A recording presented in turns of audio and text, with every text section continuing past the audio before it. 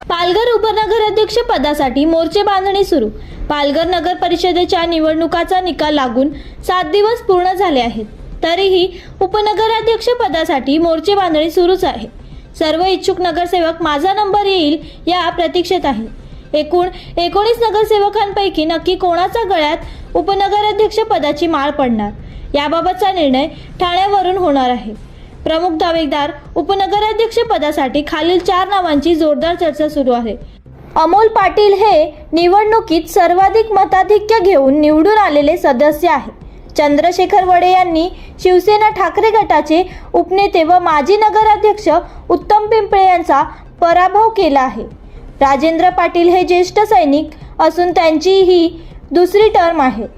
रईस खान हे मुस्लिम समाजात प्राबल्य असलेले व तिसऱ्यांदा निवडून आलेले नगरसेवक आहेत। शिंदे गट रईस खान यांची वर्णी लावल्यास मुस्लिम समाज शिंदे गटाशी एकनिष्ठ राहील का आणि याचा फायदा जिल्हा परिषद व पंचायत समिती निवडणुकीत होईल का यावर विचार करत आहे।